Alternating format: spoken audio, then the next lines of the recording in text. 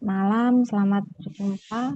Dan saya baru pertama ya, Iya, Ibu baru pertama. materi kuliah Kimia Klinik 1 ya. Em, Pada kesempatan kali ini mungkin saya memperkenalkan diri pada adik-adik semua. Ini reguler ya, semester berapa?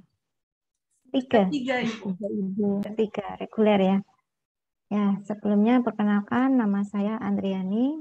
Saya ditugaskan untuk mengampu materi kimia klinik. Ya, mohon maaf atas keterbatasan waktu. Saya tidak bisa mengisi pada jadwal yang sudah ditentukan oleh prodi. Ya.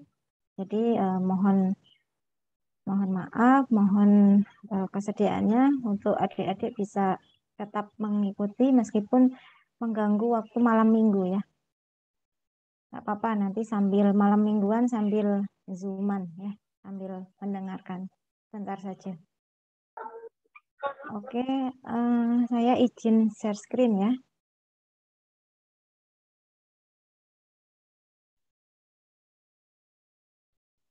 Bisa tampak?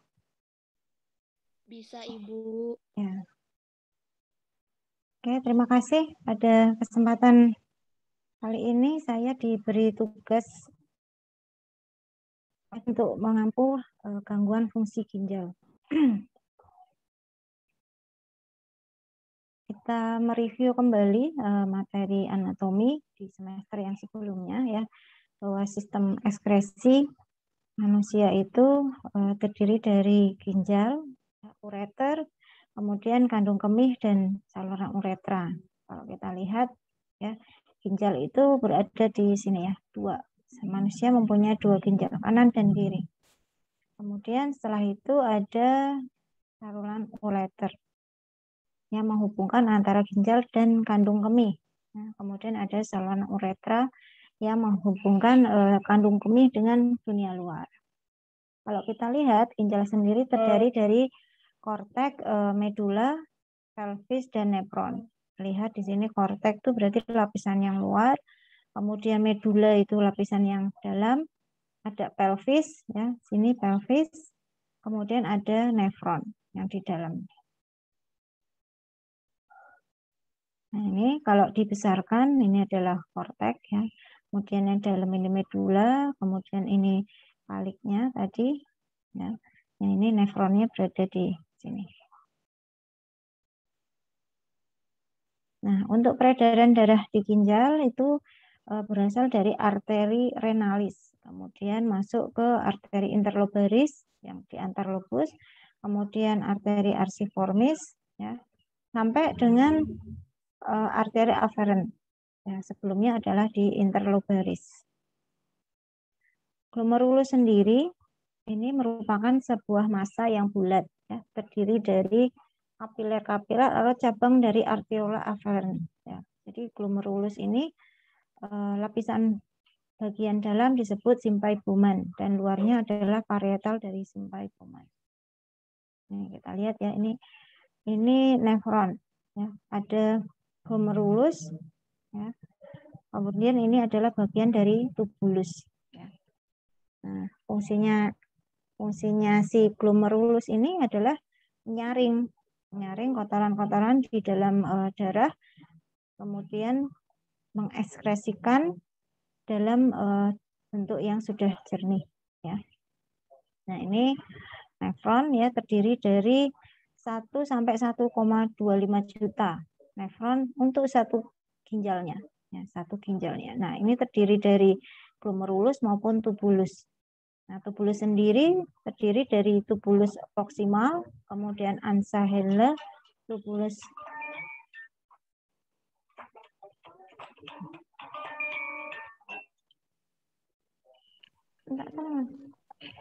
maaf ya. Kemudian tadi tubulus proksimal, kemudian ansa Henle, kemudian tubulus distal, ya. Ini adalah di nefronnya untuk tubulusnya. Nah, fungsi ginjal sendiri yang pertama adalah untuk pembuangan non-protein nitrogen compound atau NPN. Ya. Kemudian yang kedua mengatur keseimbangan air. Yang ketiga keseimbangan elektrolit, asam basa maupun fungsi endokrin. Jadi fungsi dari pembuangan ini adalah membuang dari sisa hasil metabolisme berupa asam amino, asam nukleat maupun protein. Nah, hasil dari ekskresinya yaitu berupa ureum, kreatinin maupun asam urat. Jadi, kalau misalnya terdapat kelainan atau gangguan pada ginjal, kita akan memeriksa kadar ketiganya ini. Apakah ureumnya, kreatinnya, maupun asam uratnya. Pada kondisi dengan gagal ginjal atau gangguan pada fungsi ekskresi, maka ketiganya ini pasti naik. Makanya pada orang-orang dengan gagal ginjal, itu pasti kadar ureanya naik, kreatininnya juga naik, asam uratnya juga naik.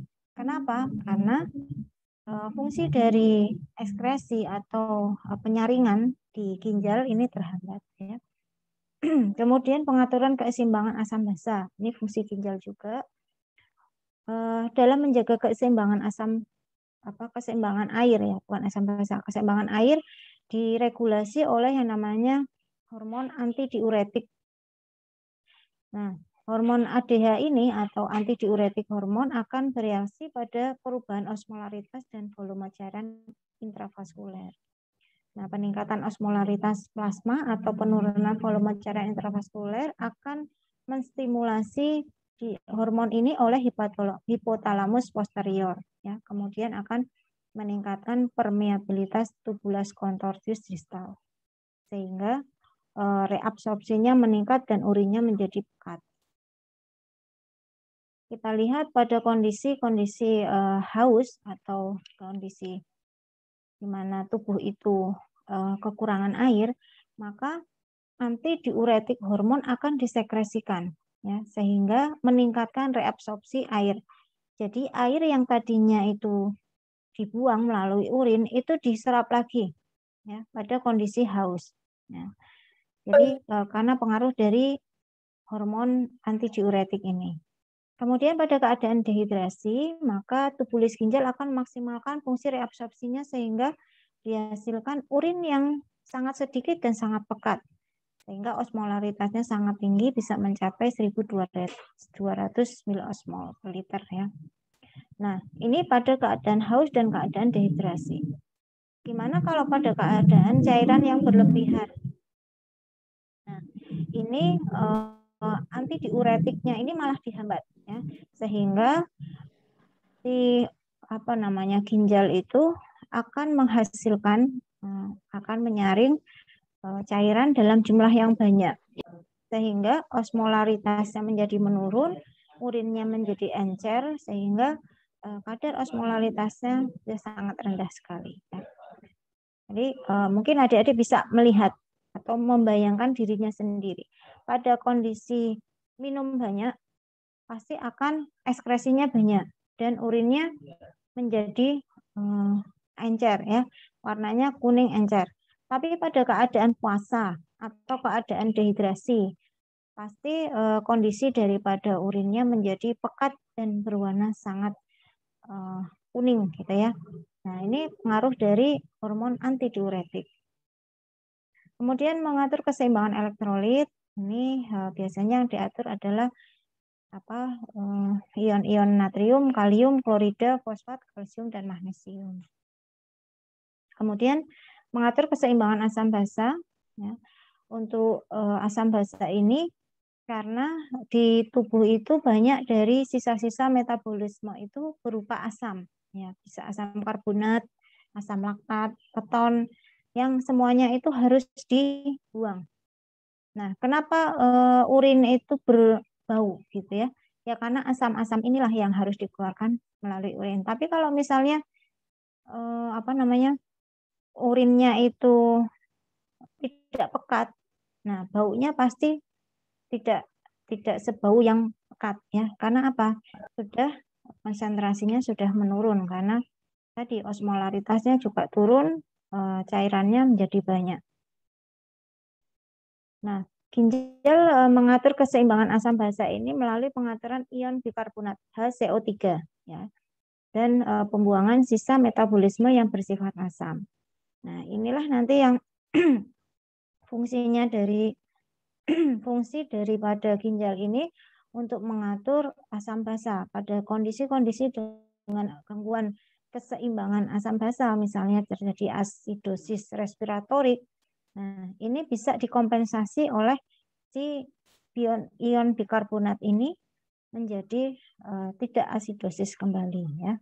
Jadi bisa menjadi normal gitu ya, karena dikompensasi. Jadi nanti asam basa itu diatur oleh yang pertama adalah sistem buffer tubuh antara ion karbonat dan asam bikarbonat, kemudian dari paru-paru dan dari ginjal, ya.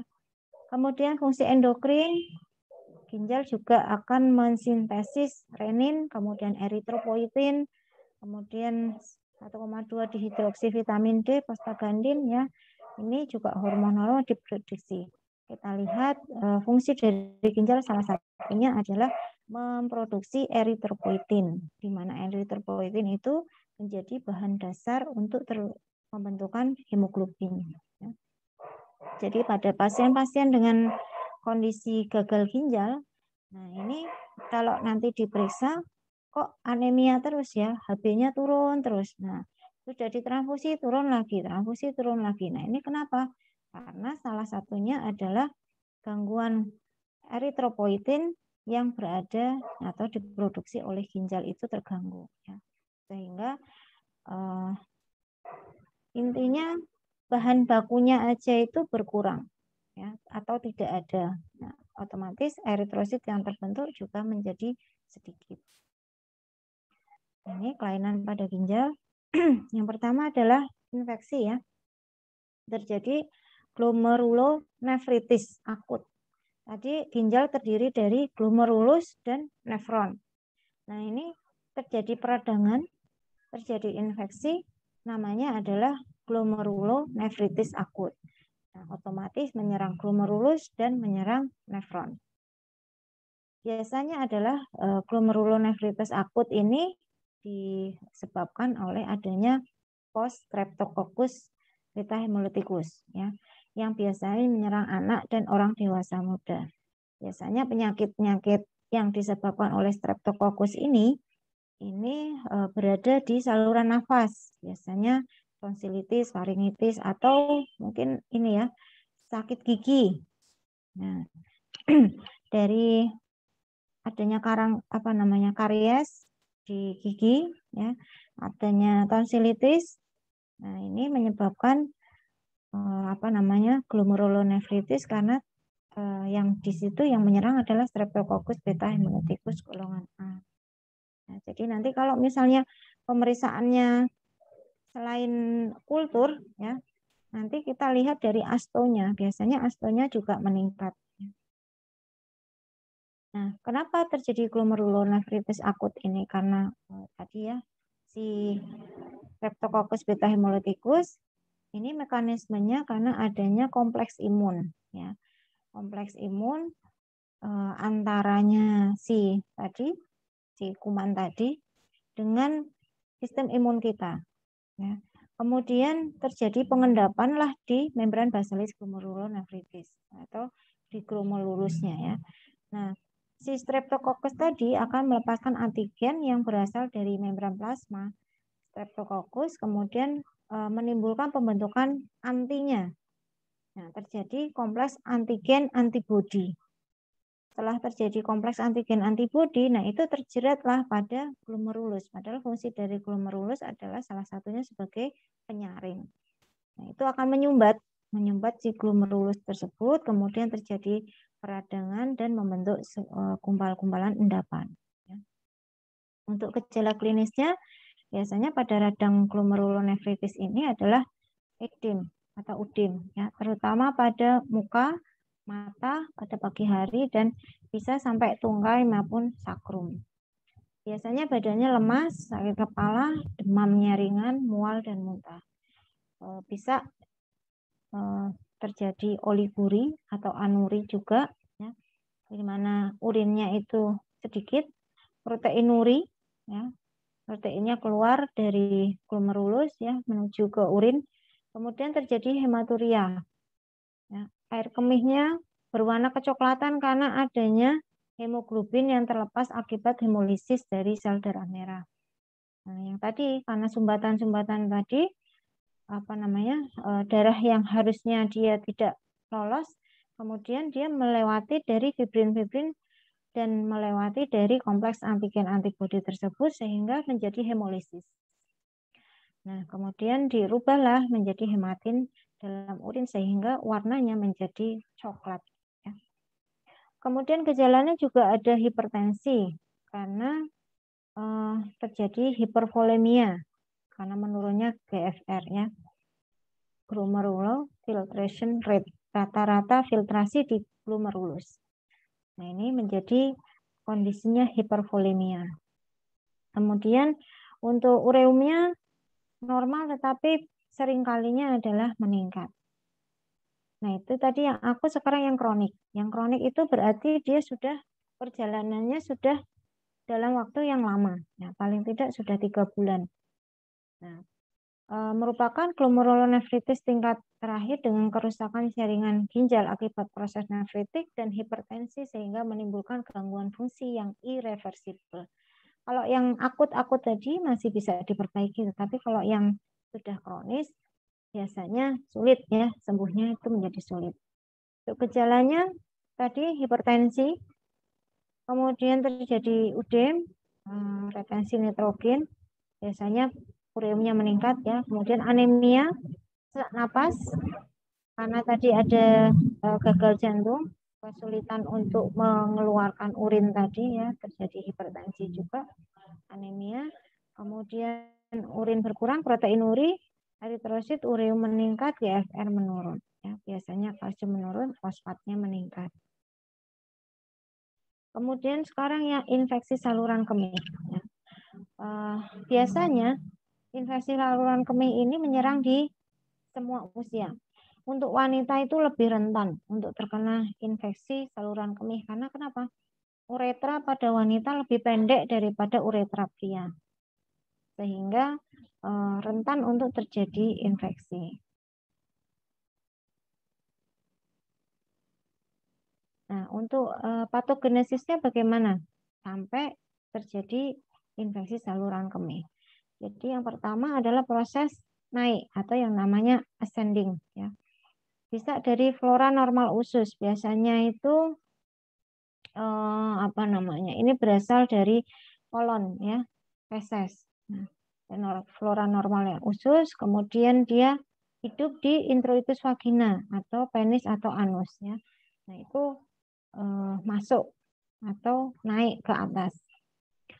Kemudian si flora normal usus tadi, E. coli tadi ya, terjadi kolonisasi kuman di sekitar uretra. Jadi sebelum menginfeksi itu menggerombol dulu dia, terjadi kolonisasi kuman di sekitar uretra atau lubang uretra gitu ya.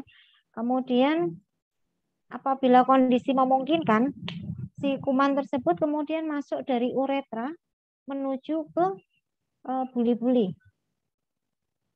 atau kandung kemih ya, dia masuk. Kemudian menempellah pada dinding kandung kemih.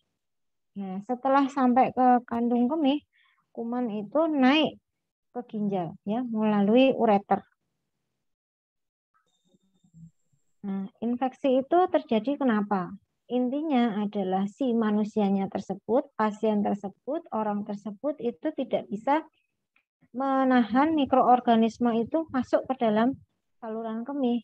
Biasanya karena pertahanan lokal daripada si pasien tersebut itu turun ya. Kemudian ada sistem kekebalan tubuh yang menurun juga. Kemudian kondisi-kondisi lain yang berisiko untuk terjadinya infeksi. Misalnya pada pasien DM, ya, usia lanjut, hamil, imunosupresif, ini daya tahan tubuhnya itu cenderung untuk menurun. Sehingga akan mempermudah terjadinya infeksi. Ya. Nah, ini faktor pertahanan lokal yang terhadap suatu infeksi. Sebenarnya infeksi itu bisa dicegah apabila misalnya pengosongan urin ini teratur atau tidak sering menahan untuk buang air kecil gitu ya, sehingga mekanisme pengosongan di kandung kemih ini menjadi baik, peristaltik ureter juga baik, sehingga yang tadinya itu menempel itu bisa segera dikeluarkan. Nah, kemudian derajat keasaman atau pH urin yang rendah. Jadi pH yang rendah asam ini juga akan mempermudah daripada masuknya kuman tadi ya. Kemudian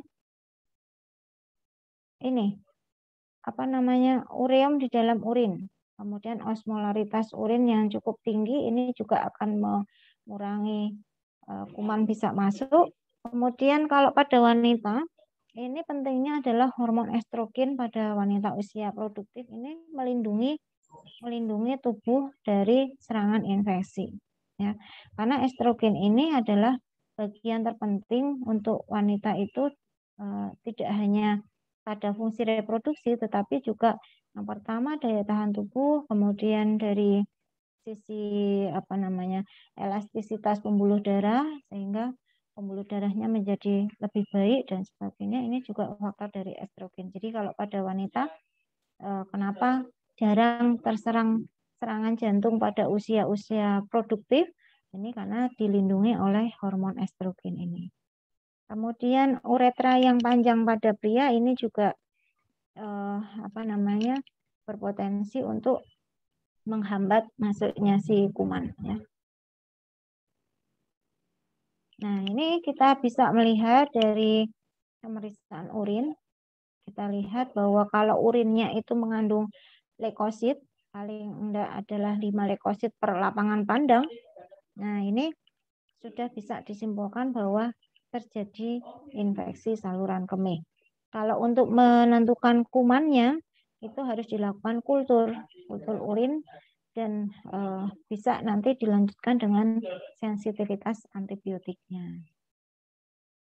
Kemudian lanjut menjadi sistitis akut. Jadi sistitis itu infeksinya naik ke buli-buli atau kandung kemih. Bakterinya sama, biasanya adalah bakteri flora normal usus atau E. coli. Kemudian enterokoki, proteus, staphylococcus yang masuk ke buli-buli ya melalui uretra. Untuk gambaran klinisnya biasanya kemerahan warnanya ya buli-bulinya. Kemudian jadi udem, hipersensitif. Jika kandung kemihnya itu terisi urin akan segera untuk mengeluarkan ya. Kemudian ada nyeri suprapubik, kemudian ada hematuri, terus urinnya berwarna keruh, berbau, terjadi bakteriuri.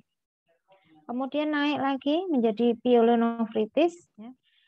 Radangnya inflamasi terjadi pada pielum dan parenkim ginjal ya. Jadi yang tadi sudah dibuli-buli naik ke ginjal melalui ureter. Penyebabnya masih sama ya kumannya. Nah, untuk pyelonefritis ini gambarannya adalah demam tinggi. Demam tinggi, menggigil, kemudian nyeri di daerah perut, pinggang, kemudian mual, muntah, kemudian disertai dengan disuri, frekuensi, urgensi. Jadi ingin ke kamar mandi terus, ingin BAK, ya, ingin berkemih. Kemudian pada pemeriksaan fisik ditemukan nyeri pada pinggang dan perut. Kemudian kita lihat dari pemeriksaan darah biasanya terjadi leukositosis dan peningkatan dari LED. Nah, kalau kita periksa urinnya ada piuria, bakteriuria, dan hematuria. Nah, pada kultur urin biasanya ditemukan bakterinya ya. Kemudian lanjut ke gagal ginjal. Gagal ginjal merupakan gagalnya ginjal untuk membuang zat-zat metabolik yang terkumpul dari darah. Nah, sehingga terjadi gangguan keseimbangan baik elektrolit, asam basa maupun air. Gagal ginjal sendiri ada dua ya, akut maupun kronis. Kalau gagal ginjal yang akut itu di mana ginjal ini tidak bisa lagi mengekskresi produk limbah metabolisme. Nah, biasanya terjadi karena hipoperfusi daripada ginjal. Yang misalnya kondisi-kondisi shock atau misalnya perdarahan dan sebagainya ya. Nah, untuk sindrom ini biasanya berakibat uremi atau ureumnya itu sangat tinggi, yaitu produk limbah nitrogen di dalam darah. Dan terjadi oliguri. Oliguri itu berarti kencingnya berkurang, di mana pengeluaran urin kurang dari 400 ml per 24 jam. Nah, kebanyakan 43% gagal ginjal akut ini dihubungkan dengan kondisi trauma ataupun bedah. Nah, ini pada misalnya orang dengan kecelakaan dan sebagainya, berdarah-darah seperti itu ya. Yang biasanya untuk kasus gagal ginjal akut. Meskipun yang lain juga ada ya. Nah, ini penyebabnya bisa 3, prarenal, renal maupun postrenal. Nah, untuk prarenal sendiri biasanya itu berhubungan dengan aliran darah yang ke ginjal itu menurun. Jadi penurunan volume plasma yang berakibat menurunnya curah jantung atau fungsi ginjal. Nah, pada kondisi ini terjadi hipovolemia, dehidrasi, hemoragi ataupun asites, ya, darahan, dehidrasi. Kemudian insufisiensi sirkulasi, terjadi shock, gagal jantung, aritmia, hipotensi yang berkepanjangan. Nah, ini penyebab-penyebab kejadian gagal ginjal akut yang prarenal. Jadi kerusakannya itu atau masalahnya itu terjadi sebelum darah masuk di ginjal, ya. Jadi faktor-faktor yang bukan pada ginjal, tapi sebelumnya di ginjal. Kemudian yang intrarenal atau renal berarti kerusakannya terjadi di jaringan ginjal itu sendiri. Misalnya tadi terjadi glomerulonefritis, kemudian nekrosis tubulus iskemik gitu ya. Itu yang intrarenal. Kemudian kalau yang pascarenal itu berupa kondisi yang setelah melewati ginjal. Biasanya pada kasus-kasus obstruksi, bisa karena batu ginjal, kemudian prostat, ya, tumor, dan sebagainya. Nah, biasanya terjadi anuri atau tidak bisa berkemih. Gambaran klinisnya gagal ginjal akut adalah oliguri, ya. Ini penurunan pengeluaran urin atau kegagalan yang disebabkan oleh iskemik maupun obstruksi. Kemudian peningkatan ureum atau azotemia. Kemudian terjadi hiperkalemia, peningkatan kalium. Ya. Dan apabila berlanjut nanti bisa menyebabkan kematian.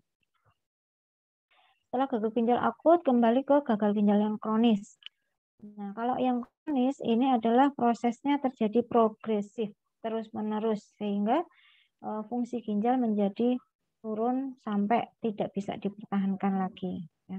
Nah, kalau sudah terjadi gagal ginjal kronis yang fase lanjut, maka ginjalnya sudah benar-benar tidak berfungsi lagi. Maka kalau membuang cairan di dalam tubuh, ya, racun-racunnya harus melalui proses hemodialisa. Nah, ini untuk patofisiologinya, menurut teori nefron yang utuh kehilangan fungsi ginjal yang normal, ya, karena penurunan dari jumlah nefron. Kita tahu tadi jumlahnya adalah 1 sampai 1,25 juta nefron per ginjal. Nah, ini sudah rusak. Kalau sudah rusak semua, berarti dia fungsi-fungsi yang tadi sudah tidak bisa lagi, ya. Baik itu mempertahankan cairan, kemudian asam basa, kemudian mempertahankan elektrolit dan sebagainya, ya, sampai dengan fungsi endokrin ini sudah tidak bisa, sehingga ginjal tidak mampu lagi untuk membersihkan atau menyaring toksik-toksik yang ada di dalam tubuh, ya. Nah, ini stadiumnya kita lihat dari penurunan filtrasi dari glomerulus, bisa makin menurun ya. Kalau misalnya penurunan cadangan ginjal terjadi 50%, ini masih stadium 1 ya. Tapi kalau sudah akhir, nah ini biasanya filtrasinya di ginjal itu kurang dari 5%. Hanya sedikit saja. Nah, tadi disinggung adalah GFR ya. GFR atau glomerular filtration rate, rata-rata filtrasi di glomerulus. Nah, biasanya yang difiltrasi itu kan kreatinin. Ya. Nah, ini kita pakai rumus yang sudah dikenal adalah persamaan Cockcroft-Gault. Ya. Karena GFR itu adalah 140 dikurangi usia kali berat badan. Kalau pada perempuan masih dikali 0,85. Kemudian dibagi 72 kali serum kreatinin. Ini nanti ketemu rata-rata filtrasi di glomerulusnya berapa mili per menit. Kalau kita lihat, ini ya, stadium dari gagal ginjal kronis, kalau GFR-nya masih tinggi, masih baik, normal. Ya. Makin ke bawah, kerusakannya makin tinggi, makin berat, maka filtrasinya menjadi sangat turun. Gambarannya klinis, ya, awal tidak tampak gejala, awal, kemudian baru muncul gejala. Pertamanya munculnya adalah poliuri, karena ginjalnya tidak mampu memekatkan urin. Urinnya itu cenderung menjadi encer, ya, sering sering buang air kecil. Kemudian pada gagal ginjal pengeluaran urin turun akibat GFR yang sangat rendah. Ini pada fase yang lanjut. Setelah tadi poliuri, kemudian berubah menjadi anuri atau tidak bisa berkemih. Ini karena memang fungsi dari tadi filtrasinya pengeluaran urin sudah menjadi rusak ya atau berkurang. Biasanya pada stadium akhir terjadi azotemia atau peningkatan urium ya, dan uremia berat. Sekarang melanjut ke sindrom nefrotik. Ya, sindrom nefrotik ini juga kelainan pada ginjal juga, dengan gejala yang paling menyolok adalah terjadi albuminuri. Ya, kebocoran pada glomerulus. Kalau tadi glomerulusnya dan nefronnya itu sudah tidak berfungsi, tapi pada sindrom nefrotik ini terjadi bocor. Ya, sehingga albumin maupun protein tos atau keluar melalui urin. Nah, efeknya apa? Biasanya terjadi udim, yang di mana udimnya itu menyeluruh atau disebut dengan udim anasarka. Dan pada sindrom nefrotik ini juga bisa menyebabkan terjadinya glomerulonefritis. Ya. Kemudian lanjut ke batu ginjal ya. Kelainan juga pada ginjal ini biasanya adalah terbentuknya batu. Nah, biasanya tempat terbentuknya batu itu adalah di pelvis renal. Jadi kalau kita lihat tadi gambarnya pelvis renal itu, jadi seperti mangkok gitu ya, yang menghubungkan nanti itu sampai ke ureter. Nah, dari ginjal ke ureter, gitu ya. Nah, itu tempat pembentukan batu biasanya disebut di daerah tersebut ya, di pelvis renal. Nah, namanya nefrolithiasis, batu di nefron. Kemudian batu tadi bisa terdiri dari garam kalsium, asam urat, oksalat, sistin, santin maupun struvit. Dengan gejala orang yang kena batu ginjal itu adalah yang pertama hematuria. Ada darahnya di dalam urin. Karena apa? Karena si eritrositnya tadi pada pecah kena batu-batu tadi ya. Kemudian bisa terjadi oliguri, terus terjadi kolik ginjal. Ini yang khas ya, jadi terjadi kolik ginjal. Kemudian bentuk dan ukuran batu bermacam-macam, dari mulai yang halus seperti pasir sampai dengan mengisi seluruh pelvis ginjal, ya, yang disebut dengan batu Staghorn. Jadi kalau sudah semuanya itu terisi oleh batu, nah ini otomatis nggak bisa lewat lagi darahnya, sehingga urinnya tidak bisa keluar. Warna bermacam-macam, susunannya juga bermacam-macam, bisa jumlahnya juga bermacam-macam, bisa satu atau banyak. Nah, ini faktor yang menyebabkan atau mempengaruhi pembentukan batu biasanya itu disebabkan oleh pH urin. Kemudian berkurangnya inhibitor dan supersaturasi urin. Kalau urinnya itu asam, biasanya yang terbentuk adalah asam urat, sistin, oksalat, xanthin. Kalau urinnya alkali, biasanya yang terbentuk adalah batu kalsium, ya, Ca fosfat, dan strofit.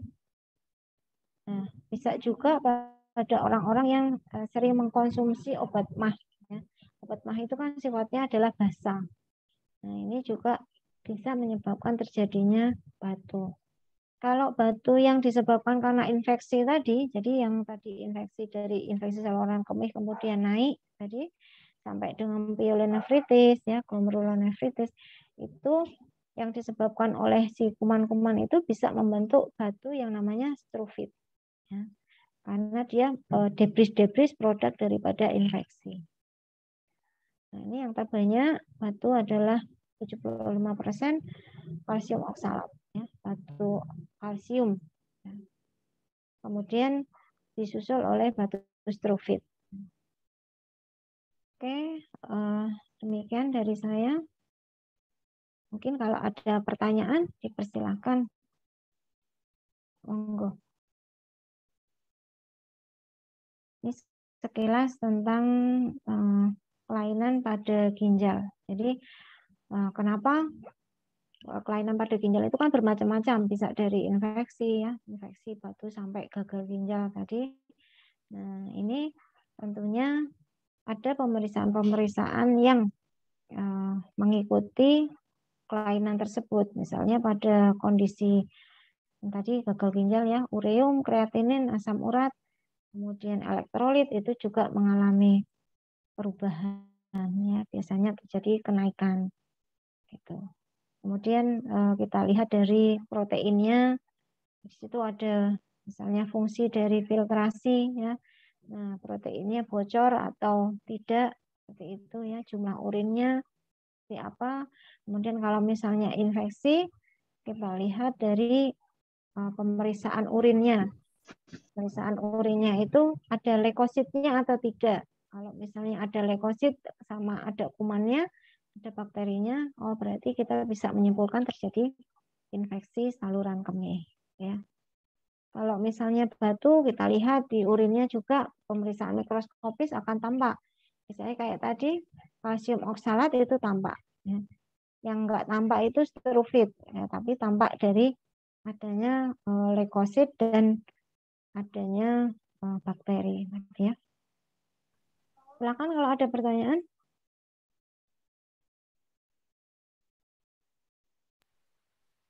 Monggo.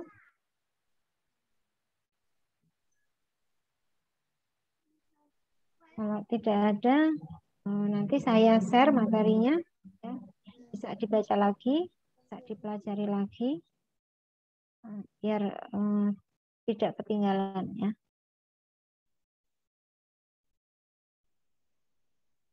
Sudah? Tidak ada pertanyaan? Baik, Bu. Terima kasih. Ya, nanti temannya di absen, ya, yang nggak hadir. Silahkan di absen. Nanti materinya saya share ulang. Oh iya, baik, Bu. Baik, itu dulu. Saya izin live, saya tutup, saya akhiri. Assalamualaikum warahmatullahi wabarakatuh. Waalaikumsalam warahmatullahi wabarakatuh.